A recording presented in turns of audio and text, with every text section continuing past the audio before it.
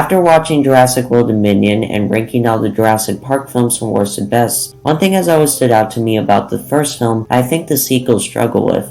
It creates interesting characters. And not only are they interesting, but they grow and change throughout the story. Alan Grant starts off as a guy who doesn't like kids that much, but ends the film as a guy who really likes kids. John Hammond starts out as a guy who's very passionate about creating a theme park with dinosaurs and neglects safety because of that, ends the film as a guy who finds out that a theme park isn't worth the risk of people dying. Ian Malcolm starts off as a cocky, stubborn mathematician, ends the film as a more level-headed person. These characters develop in subtle ways that makes them more likable and well thought out. Also helps out the natural dialogue and banter between these characters adds levity to the dino action. Because these feel like real people, it feels more plausible that this dangerous theme park could actually be built in real life. You can point to any part of this movie like the practical effects, music, directing, acting, or even the lighting and say it's better in this film than the rest of the franchise, but the characters are what makes it feel authentic. The film does not center around the dinosaurs, it centers around the people who go to the theme park with dinosaurs, and that's what makes this film better than the rest. You care about what happens in this film because these characters feel real. You can relate to these characters. Alan Grant does not like kids. A lot of people do not like kids and we relate to that.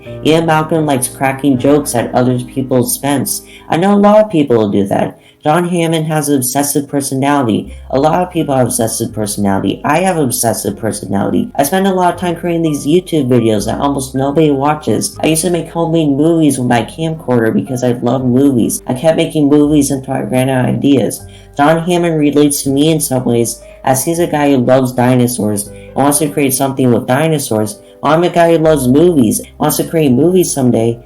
That's not something you find in the sequels. The characters in Jurassic Park sequels aren't relatable. They don't grow or change or have any interesting character flaws, and therefore you can't see yourself as them. You can't see yourself in these situations if the characters are not relatable enough, if they don't feel real, if they don't have character flaws, if they are not three-dimensional. The first film will always be the best. It doesn't matter how many cool dinosaur scenes you have or how much better the CGI has gone. It matters that you see this film through the eyes of the characters, and because of that, it feels more tense when the dinosaurs start attacking them. And that's not the only thing that makes this film a masterpiece, not even close. Keep in mind that this is widely regarded as Spielberg's best film, and even though I personally think Jaws is a better movie, this truly is some of his best work.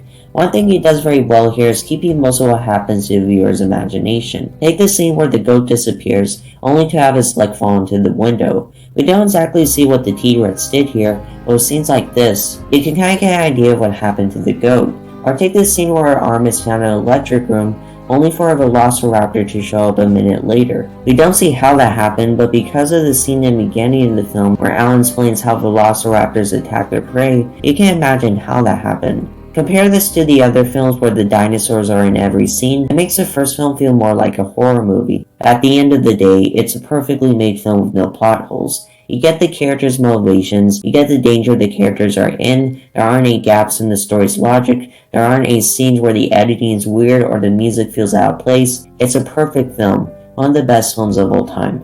And if you want to know what my favorite TV show of all time is, consider watching this video.